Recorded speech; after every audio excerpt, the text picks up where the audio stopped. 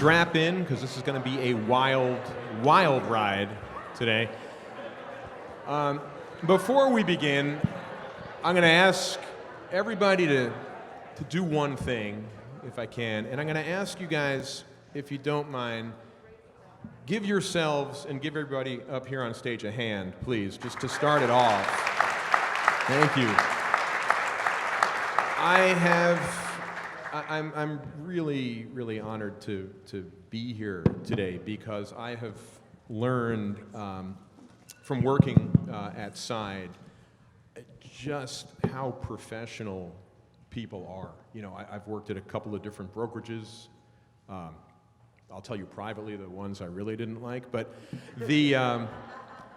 but one of the great things about the company is that people are actually building businesses, and they're building them professionally. And I look at my own agenting career, I'm like, oh man, I could have used a company like this. So you guys are I'm just honored to be working with you, and I'm really honored to be here on a stage of people that I talk to on the phone all the time and have never met in person until today. So that said, we're talking about breaking the mold, and we're here with some of our top agents that have built incredible businesses, but as they've proved, one size does not fit all. So I'm going to go down the line, and I'm going to start off with my first question. I'm just going to go this way first. We don't have to ping pong back and forth the whole time, but just to start off. And the question I want to ask you, I want you to introduce yourselves, where your market is, talk a little bit about your business, but are you a team leader model or a lead team model? And the difference between the two is a team leader model is the individual, the person is the brand, and people service that brand. You're the rainmaker for everybody else. Or the other one is the team lead model, where you're the leader of the team, but the team exists to feed people on the team. So I'm going to start with you, Kelly. Hi, well, good morning. I'm Kelly Griggs. My brand is Navigate Realty, and I've been with Side for 5 years, since the very beginning. Yeah, and so I'm a combination of both. So I have my own team, and then I have independent agents that work for the brand. Okay. All right, Brett? Yeah. Brett Jennings from Silicon Valley. We affectionately call it the Garden of Eden of real estate, because our average price point is $1.4 million. And that's one of my agents who's like cheering, well, the rest of you guys want to throw rocks at us. No, we've been with Side for October 2018 was our launch. Mm-hmm. And you know, really the thing that attracted me to Side was we were formerly a team, where I was a team leader model. And really the challenge that I ran into, and I think that's the Side model beautifully accommodates, was, you know, I'd have an agent that you'd bring into your team, grow them from, they were maybe a 5 or 7 unit year producer. They come in and we'd get them ramping into 20 or 30 units, and they'd make great money, and they're, you know, in this mode of production. And after, it was right somewhere between 2 and 3 years, those agents on the team would be like, you know, I think I want to, you know, go do my own thing, or build my own brand, or make a higher split. And we didn't have a path for them. So it's a long answer to your question. We actually do both. So I still run under our brand Real Estate Experts, a team, Brett Jennings Group, and Lin out there is my partner in that. And then we have our bigger entity, Real Estate Experts. So we have 5 agents on my team that will do about 130 transactions for about $200 million. And then we have another 50 agents at Real Estate Experts, organized as both individual agents, and there's 5 teams among those 50, and they'll do another $1 billion in sales this year. All right, so small operation, very tiny. And Lin, I'm looking forward to meeting you, because I think Lin has a hotline to me for a lot of the issues. No, it's wonderful. I was not expecting fans that. in the audience. Right. Helen, let's talk about your model. Sure. So my name is Helen Chong. I'm from Halen, and we service, well, Halen is in Silicon Valley in San Jose, very close to Brett. However, my business manager really hates the fact that when he looked at our chart, he was like, your chart where you serve is too colorful because I don't serve more than 2 deals in one zip code, and it's just like so many different zip codes all over. So I have agents in Peninsula, I have agents on the East Bay, Walnut Creek, and a few of us in the South Bay, which is San Jose area. Our average is about 1.6 million, and I'm not trying to compete with you. You started it first. But really the most important thing is like our agents actually, they all came in with 0 production. They all came in with absolutely no real estate experience at all. But then they all have one thing in common, it's like really big drive. I love talking to them. I understand their why. They want to be in real estate, and that's how, when they tell me, I get all touched by their, vision and their dreams. So I was like, let's build this together. So we started off with me giving them leads. So it's obviously will be under my name, but then eventually the goal is that to get them to build their own business afterwards. So one of the best examples I have is that one of them actually started when he was in college, and he was my assistant. He did everything, putting out signs to like all the assistant work that he was willing to do. So he learned everything from the bottom, and then he just graduated last year. So this year is really his first full-time as a realtor, and he's already done $9.9 million in sales. So super proud of him, young 20-something-year-old, but all of his clients trust him because he had learned how to do and run his own business. So that's kind of my model. That's very impressive. Kelly, what is your average price point, since we're all showing off here? Well, when I started with Side, it was 400, and we've bumped up to about 700. Mm-hmm, yeah. So I once did a deal, and I live in Los Angeles and did most of my work in Beverly Hills, but I once did a deal for $97,000. I was very excited about that. It's a good story. Talk to me. It was in Barstow. It's a really Which good means story. Yeah. we have to work 3 times as hard. Yeah. For one of their deals. We do deals from like $200,000 to $8 million range, so that's how we average. Yeah, I like the humble brag, 200 to 8 million. Yeah. So the reason I asked about that is Chris is from Texas, and you don't have the craziness that we have in California, right? I think the question is why did UT join SEC? Is that was that was my follow-up. Go Horns! Any Horns fan here? Oh my God! Any Texans here? We got a Texan. Anybody from Austin? So I have what I have been told is more of a salary-based agent model. I got my license when I was 18 years old. I knew I was going to do real estate right on. I started real estate full-time in 1990 when I graduated from college. People assumed that I went to UT, but they invited me in 1985 and 86. They didn't invite me back. So I graduated Southwest Texas State University, Texas State. In 95, I bought a real estate company, had 17 agents. I was the first agent in Austin to have a fee-for-service agency. So the only way that works is have a lot of agents, and so I fired 7 agents out of those 17 and built it up to the 25th biggest real estate company in 99. And then I sold it in 2003 to an ERA franchise. I've never heard of them anymore. They're still around? They're still around, okay. yeah. And I told myself I would never do that again. I'd never have agents under me. At the time, I felt like they just sucked the life and blood out of me. You get 29 agents, and you get 5 of them a day that just want to come in and just talk to their broker, right? And just take a lot of time. But so I sold that company, and I have been having a boutique office ever since. I had to be with them for 18 months. But my model, I am the rainmaker, and I have, I think, 6 or 7 assistants. I have 2 full-time assistants. I have assistants for those, virtual assistants for them. One assistant is focused on my cornerstone, which is our unique listing process, and she primarily stays in that lane.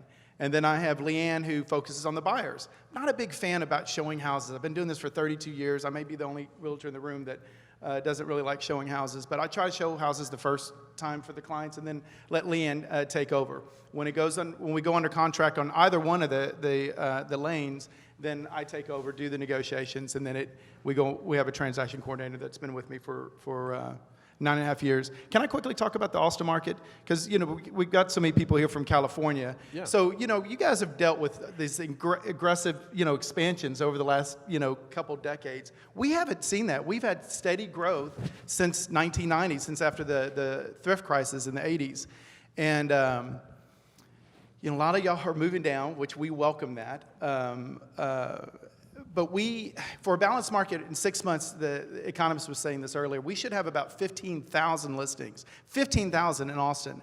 In January, I think we had 1,200, right? So the level, and I tell people, we're not in a growth cycle, we're definitely in an expansion. I mean, we are resetting property values. And again, this is probably not a big deal to y'all, but it's a huge deal when we see appreciations going up 1% to 2% a month. And so yeah, I just wanted to put a little perspective about the Austin market. And I am a fan of University of Tennessee. Go Horns. There might be a fight here by the end of the thing. Well, you're not in the SEC yet, so we're okay. What's interesting, I used to do business in Austin, and I used to work with a lot of investors. In Austin, what was interesting about it was that there was a building moratorium. You really couldn't do anything. It was very well, believe it or not, there actually was planning in the city. And which was another thing in terms of just getting into the market and investing and stuff. There was such a fight over so few listings, which we're all seeing at every market. Every time I talk to an agent, so I was like, there's no inventory. It's been that way, I think, since 2012. It's just, I keep waiting for there to be a change in the market. Now, Helen and Kelly, I want to talk to you about the cultures that you've built. And Helen, I'm going to start with you because you said something which I didn't know about your business, which is that you have agents that were not agents, that had no production coming over. What is wrong with you? All right, tell me a little bit about that. Yeah, and I saw myself, I came in here also with no real estate experience. I don't have any family members who have done real estate. Actually, they're not even in the country, so of course I didn't know anyone who was in real estate. I didn't even know the difference between mortgage or being a realtor, but anyhow, that's how I built my business because I just have one goal in mind, is that I wanted to invest wisely. And I did my own research and I found out that real estate is something that can actually set me, financial independence, sorry, to give me financial independence. So that's kind of how I started. So when I hear people who want to get into real estate, and I always feel like they are these underdogs like nobody wants, I just really want to take them in. And as a matter of fact, one of them did tell me this. I emailed so many agents before and wanted to join their team, and you were the only one who responded back to me. And but he turned out to be one of my best agents right now. And I always ask them, why do you want to be in real estate? And everybody has a reason. I don't care if you have done 10 million production already, but then if you come in here just like, oh, because I want to make money, it's like wrong answer. I don't really want those people. I want people to tell me, because I love real estate and I think real estate can do this for my family or whatever, right? And that's what's getting me. And I'm like, I will do whatever I can, hand-holding you for the first year until you can start doing your own business. Yeah, I'm just curious, when people are there agents who aren't able to kind of get their own business going on? Do you have that happen, or is everybody just that you've been able to get people going? I mean, of course, there was some failure, and during this process, but then it was mostly because of the personality issues. Mm-hmm. And also, one thing is that all of our agents, we call ourselves all introverts. None of us is like big social media person. None of us is like big high I, like if you look at this personality, everyone is just like kind of shy. We don't want to, they don't network with people. They just like, but they when they come to talking to clients, they are the expert because they follow the process, our own process. Okay. Now, Kelly, what about you? Because you're very culture-based. Very culture-based. And we always talk about the agents are above us. And so we had a little shift over the last 2 years, but we started our company with it all being about the agents. We did everything for them. They were our priority. And we realized that the profit margin on that model wasn't very good. So we had to quickly revamp and learn some new tricks and trades. And now we're about culture, understanding our brand down to our coffee cups, being branded, every little thing about Navigate. We are the #1 boutique brokerage in our market, which is pretty significant considering it's only been 5 years that we created this brand. So to not only be in the top offices, but to be putting up those kinds of numbers is really huge. So we really interview and we don't let anyone in if they're not our brand. And I think that's really super important, and I think it's noble what you do, but we speak our mind. We debate, we talk openly about things that the world doesn't want to talk about, and we make it a really safe place that when you're within our walls, that you'll be treated with respect, but you need to understand that this is who we are. In that same regard, we will help you get exactly to where you want to be through a very defined process to what would you like to do in income this year, or how many units would you like to close, and break that down not just by the number of calls and sales that you need to make, but customers that you need to interact with every day. And so Jeff, my husband, who is my partner sitting in the audience, will sit down with the agents and extract all that information, put it into a tool that he's coded, our pipeline, so they can log in and every day see where they're at. So I know that I'm at 118% of my goal. I can kind of relax and focus on some other areas. But if I'm at 80% of my goal, then I need to be reaching out, saying, where do I need to be? And you need to be accountable to the number that you say you're going to put up on the scoreboard. We don't care if it's $1, but if it's $1, you better do it. And so you're provided all the resources and the tools to grow, but you need to be true to what you say you're going to do. So we do boot camps weekly. We have a meeting every Tuesday. We talk about everything, and then we created the playbook, which kind of shows all the things that if you don't know what our brand is, then watch these videos over here. That's interesting you're saying that in terms of the metrics, because if you don't, what do they always say? If you don't track it, you don't know where you are Exactly. with it or whatever. And that's really interesting. And again, this is one of those things that I am very impressed about with working with the company, is that there are all these different models, and yet people are achieving their goals. I will commit to $1, by the way, so maybe I'll come work with you. But Brett, your business, the way that you're bringing in agents, I want to talk about how you choose your agents, and then I want to talk about how your business has shifted, because you talked about how you have these 2 different models. Sure, yeah, and so it's interesting, and I think, for any of us as we go to set out on that path to growth, don't grow for growth's sake, Chris said, he had, at one point, he had, how many agents did you have at your? 29 agents that were sucking the life out of him, and that Kelly at one point had created this brokerage that was just all about the agents, and then realized there was nothing left at the bottom line. So I think it's super important to just get very clear about why you want to grow. And case in point for me, and I think it really, there's a Simon Sinek is this guy, right? An author, and he's got that famous YouTube video, Start With Why. That was probably one of the pivotal moments from us changing from a team where we had gotten to 5 agents and 100 transactions, and we kind of hit this plateau, and where it really kind of opened up to the next level. And for me personally, it was really getting clear on that why. When I got into real estate, my vision was I was going to make money in real estate, buy apartments, retire off the passive cash flow, and then go do business and life coaching, because that was a career that I had before I got into real estate. And then one of my mentors was like, dude, what are you doing? Why don't you just coach the realtors you're working with? And at the time, I really didn't have people that wanted to grow. They just wanted to do a certain level, and that was about what they were happy with. And so, but it was really getting clear on that, that kind of laid the foundation, and I said, okay, it changed the perspective, the why, and why I was looking at my business. I'm like, okay, well, I have a real estate company, but it's really a vehicle for me to do business and life coaching. And that shift, that was where we literally went from, 130 million to 1.2 billion. And so I think getting clear on the why, number one. Number two is determining an economic model, right?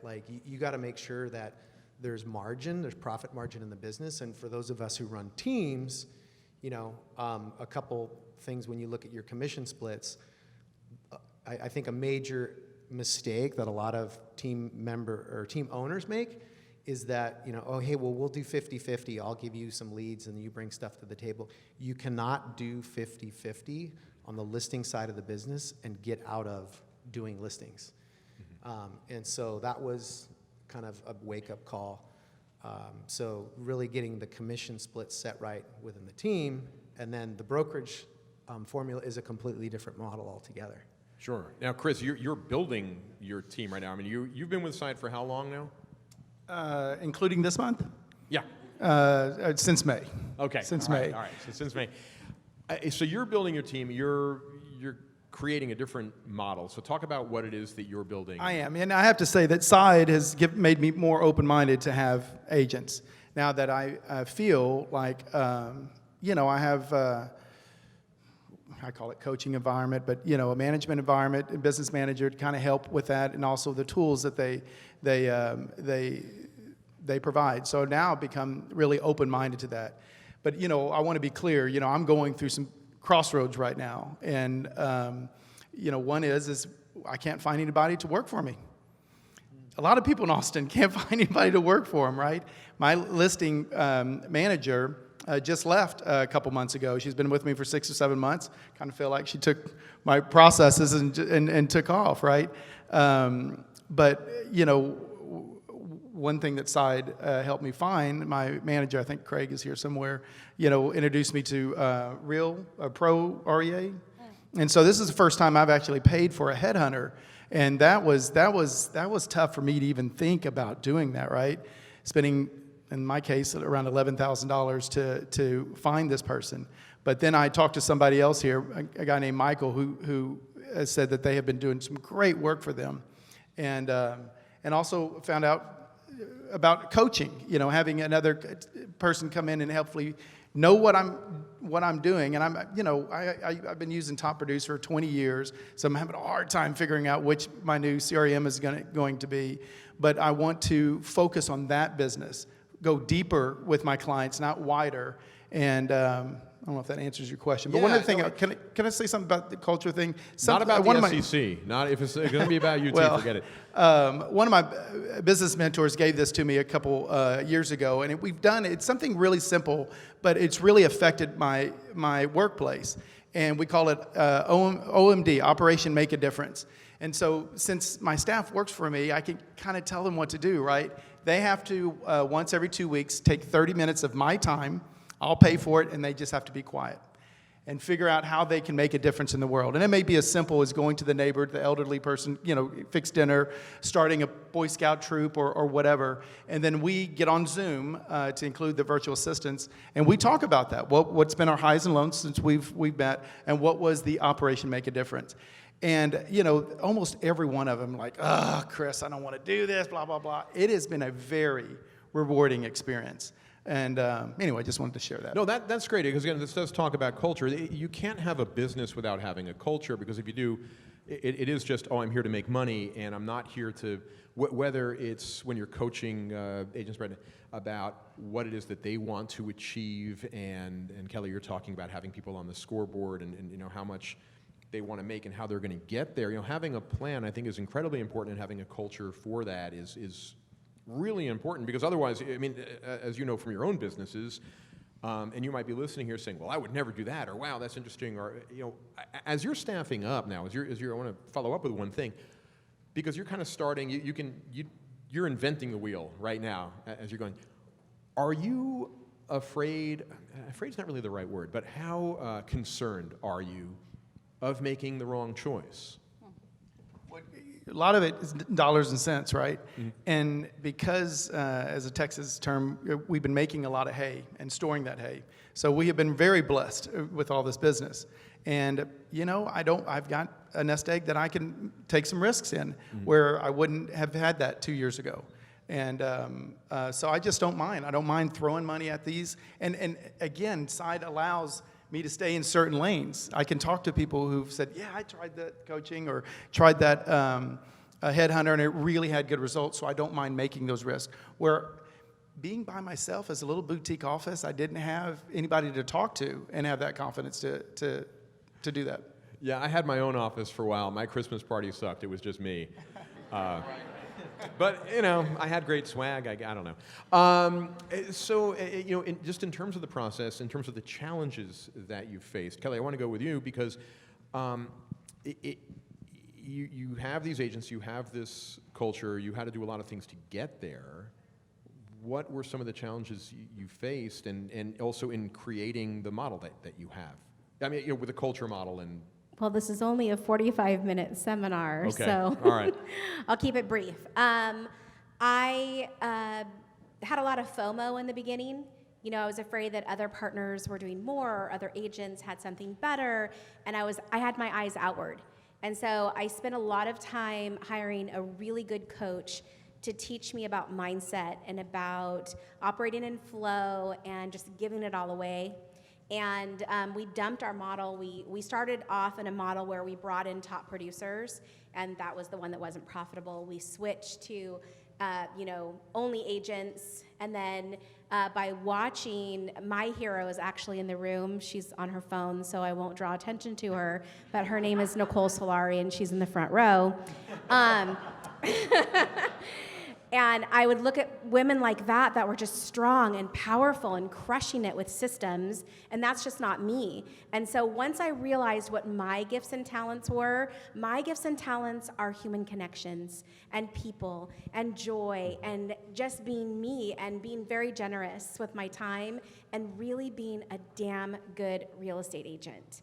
So once I let go of needing to be a superstar and really stepped back and said, what's the best business owner I can be, right? Who can I be, and what's my role, and what's my place, and then what's that missing person report? Who is missing? And the old me would not have hired my director of operations in the bright, colorful shirt right there because her disc profile was exactly mine. Right? And everyone would tell you, you can't hire yourself because you'll go toe-to-toe, you'll teach them everything you know, they'll stab you in the back, and they'll take it to your competition. But understanding and being in that coaching mindset, I was able to take that chance, and Jordan has been the greatest gift to our business. She's our director of operations. So getting out of your own way and your thought process and then coming up with a business plan, please elaborate on that. Yeah, no. I mean, I think she touches on a really super important point. Like, as we're going to grow our business and you go from that solo producer to building the team, there's a tendency, you know, because you're in uncharted territory, you know, you're taking on a fixed expense to hire somebody, and the tendency is to go cheap, you know, like to not want to spend enough. But, you know, one of my mentors, the key principle was, don't hire for where you are, hire that person for where you want to be, like that level of talent for where you want. And it is going to be too much for now. Like, the person is overqualified, but you got to hire ahead of your growth. And that's probably, that leads into kind of what our greatest challenge has been, even hiring ahead of growth. When Zillow Flex takes you from, like, you know, 60 connections a month over the course of a year to 600 connections a month, you know, then your business goes 10x and the wheels come off the bus, and then it's like, holy crap. And that's the process we've been kind of digging ourselves out from under, but we've got some really great new hires that we made to put the wheels back on the bus and shift some people around. But I wanted to touch on that because that's totally... And to kind of close the loop on that, I will never be a Nicole Solari, right? But she'll never be a Kelly Griggs. But together as side partners, she can sew into me. She opened up her books and she's like, this is how I do it. These are the systems I use. And I was able to adapt just maybe an eighth of what she could do, right? But just making that small change, getting back on course, and then just being me, our business has exploded. Just in the last 12 months, I've closed 142 transactions myself, personally. Thank you. Give Jordan some credit because she's here.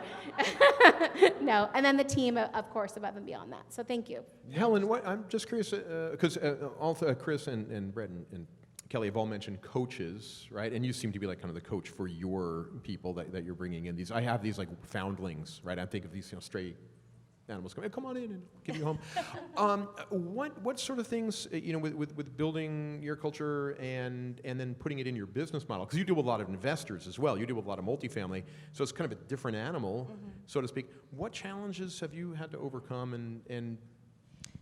Well, actually, so besides myself mentoring my agents, I also, every single agent have well, if they choose to, they can do coaching as well with our coach. So most of them are doing coaching, right? Actually, all of them are doing coaching now. So that's how we are helping them to increase their production level.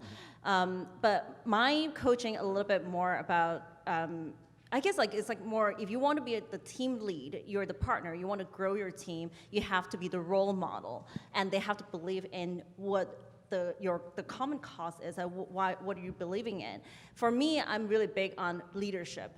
I want them to be part of the real estate industry, be the leader in the real estate industry. You know, as you guys know, I serve on CCIM. I'm the president for NorCal chapter. I'm serving on the institute level, but then I want them to volunteer as well, because at the end of the day, why are we in the real estate industry? And we are all here, we always talk about this within our team, is that we're here to elevate our real estate industry standard, and that's why we're joining Side. We didn't join any other brokerage firm. I was independent broker, and I got recruited so many times, but I refused to join any of those companies. But when Side came in, I wanted to join because I believed that Side can help us elevate the real estate industry. So for me, with my team, is that I want them to remember that if you want to, well, actually, I just did the Facebook post that a lot of people have read about this unethical agent. That I was very upset about, and then people been coming up to me saying, I know exactly who you're talking about. So, I mean, I'm not gonna name names, everybody knows already. So I want... Makes it easier, certainly, yeah. And I want my team, I told my team is that, you know, changes need to be made by individuals and then by small team. Every single one of us is a leader in our industry, and we need to lead by example. Yeah. So I think we are all here, and that's why I'm so excited to be part of Side. Here, that's great. You know, we have about 15 minutes left, so I want to leave some time for questions. So do you want to, if you have questions, and Matt can come and bring the mic to you, or if you want to talk really loud, if you have a question. Yeah, here you go.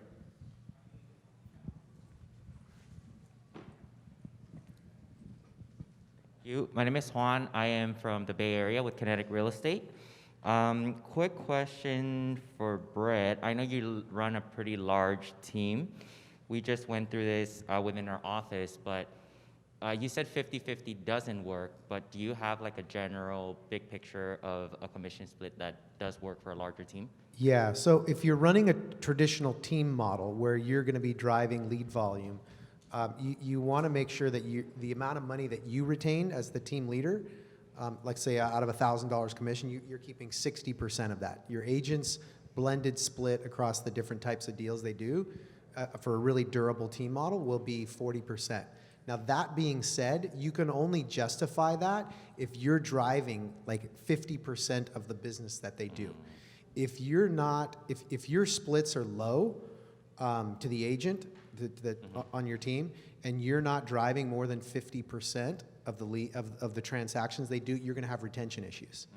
You know, and so it's a very easy conversation if somebody comes to you and they want, you know, a bigger split, and then you can open up the books and say, okay, well, looks like we've generated 60-70% of the business that you do, and you're getting, you know, close to half of the commission. When you're generating more business than we're driving to you, then we can revisit the conversation on split. So just to give you the numbers, like within the team, typically the splits are, it's what we call value-based commission splits. So it's depending on how much value we as the team leader are bringing to the table. Our company-generated leads on the buyer side are 35%. And for business that they generate on their own, it's 50-50 on that. On the listing side, if they generate a listing, it's 45% to the agent on the team. 30, and that's if they generate the lead. If it's a lead that we have generated, but they set the appointment, maybe it's something in the CRM, an old lead, they set the appointment, then they get 35% on that listing. And if it's a listing I just hand to that agent, it's 25%.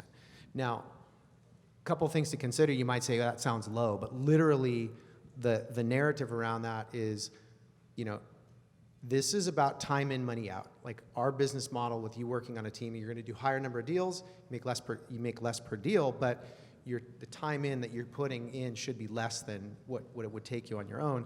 On the buyer side of the business, it takes about 27 hours to take a lead into a contract. On the listing side, because we're fully leveraged, we have a listing manager and a marketing person, right? So that agent, once they take the listing, they turn it into the office, and then the listing management team and the marketing team takes it over. So really, they're just getting contacted when it's time. Okay, it's time to schedule the open houses. When do you want to go live? And then they're negotiating the offers once the offers come in. So it's like 8 to 10 hours by contrast. And so that's how we justify the splits. Now on the brokerage side, we have independent agents. Everything's at it starts at an 80-20. For experienced agents, they have to have done at least 10 transactions in their personal, self-generated business in the last year.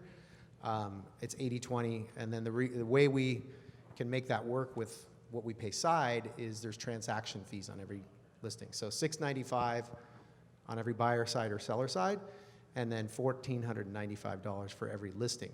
Now that might sound like a lot, but they get a lot of support for that. All of the marketing's done, flyers, signs, lock boxes, scheduling inspectors, appraisers, meeting the contractors out there at the property. So that agent isn't involved in any of that. So. I'm just curious, a show of hands, how many of you know your metrics in your business the way that Brett just described it? You do? Okay. Possibly a goal? I don't know. Put that out there. Thank you so much for that answer. That's very helpful. And then I had one more question for Helen. You said all of your agents are on coaching at the moment. Do you pay that out of your office fees, or do the agents pay for that coaching? And if the agents pay, how much is it a month, if you don't mind me asking? So in the beginning, depends on the situation, because for some of the agents who came in with no experience at all, so I will pay for the first 3 months of coaching, but then they have to do my listing coordination. So they learn by doing my listing coordination. So now when they are ready to do their own listing, they know exactly what to do. So I pay for the first 3 months, and afterwards they pay for it themselves. And it's about $200 a month only. Any other questions?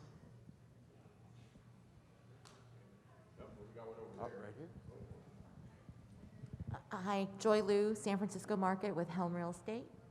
I'm never too busy for your referrals. Buffini kid here, obviously. Speaking about coaching, I'm curious who you each are coaching with and how you came to choose that particular coach. So my coach is Andy Cummings, and she actually used to work for Side, so she knows how Side works, and she does leadership coaching and also agent coaching. So so she would do a group coaching for my agents, and then I do one-on-one with her. I don't know who I haven't coached with, but one of my mentors said, if you get into a coaching program, most coaching programs, if you really participate 100%, you can extract most of their insights and value in about 1.5 to 2 years. So I've gone from I started out with Craig Proctor coaching way early on, which was all about direct response lead generation. Learned a lot about marketing. Then from there, I coached with a group called, Kinder Rees, it became NAEA, a group out of Texas.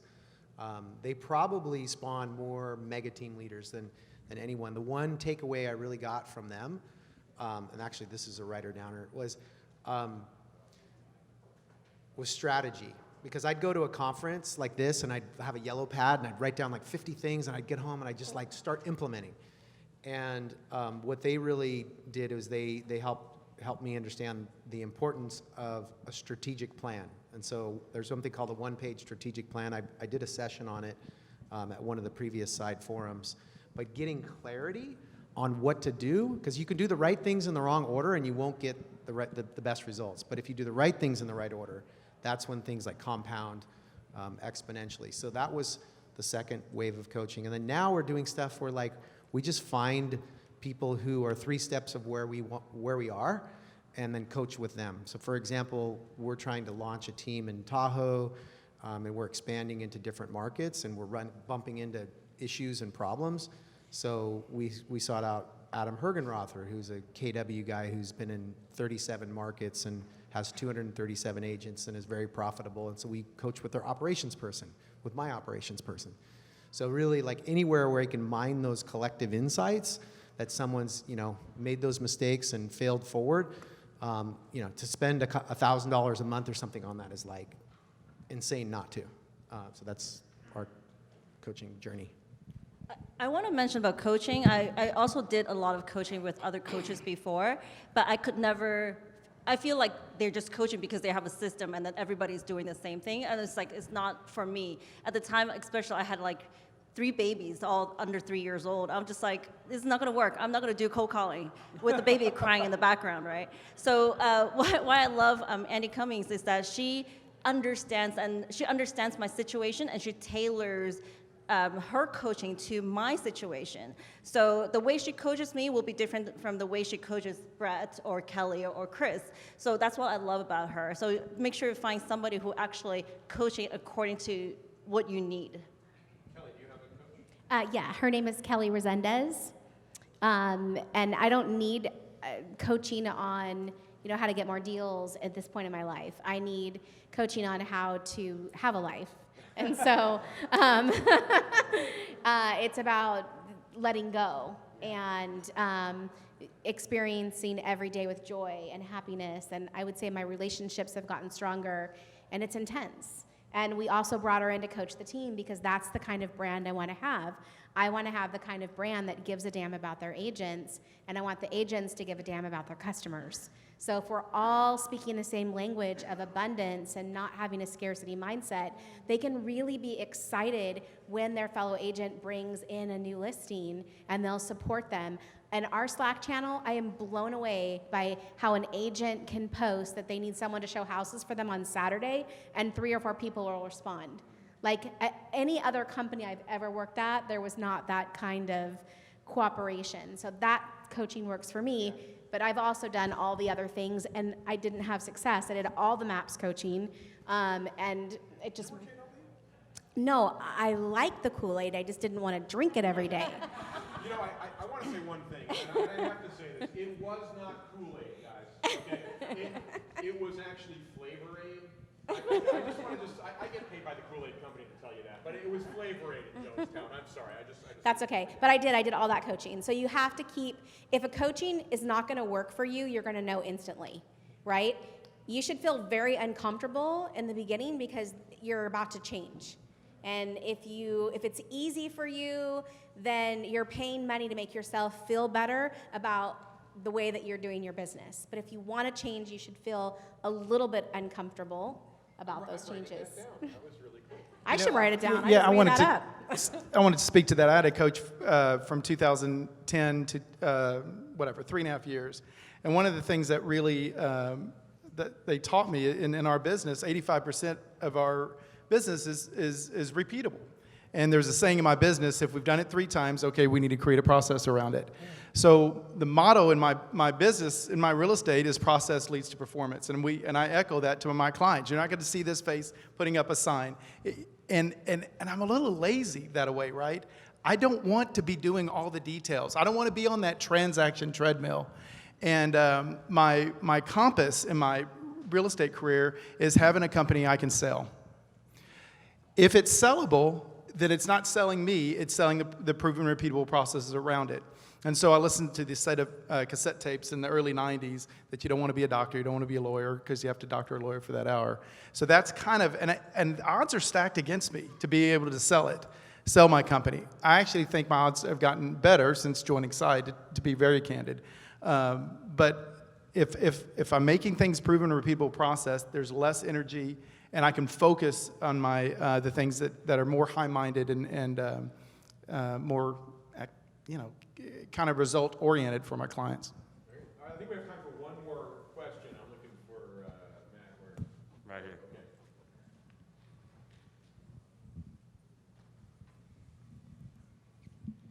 Okay. Hey, how's it going, everybody? This is Pistol Pete from Santa Cruz, California. I just wanted to ask the panel, there's two different types of working in your business, right? You work on your business, and then you work in your business. What is your current goal for this period of your life, this season, this year, whatever you want to, what are you focused on and working on your business right now, since you guys are, some of the top leaders here? Yeah, I mean, for us, it's operational excellence. Because I said when the wheels came off the bus, we 10x the business, and what we found is that pretty much every doubling or tripling of the business, whatever process we built, even some of the technology we were using became inefficient, and so that's been the biggest thing for us. With that, I mean, I think it's super important to take the time to work on the business, in this business, especially with the season of the market that we're in, how crazy it's been. It's easy not to take the time to work on the business. Outside of that one-page strategic plan, probably the biggest big game changer that's really helped us scale and grow, if there's a book I'd recommend, it's called Traction by Gino Wickman. The book is about this framework called EOS, Entrepreneurial Operating System. It's not a software. It's a framework for organizing your thoughts around the business that you want to create, and then how to create like meetings with your team. And it's a really elegant, simple framework that helps you kind of cascade your ideas as the leader to your team, and then get everybody aligned around it. It's been awesome for us. Can I just say something? So for me, I'm working on the business to kind of help empowering our agents, our team members, so that they can, this real estate career can change their lives, because we all came from a very, modest background.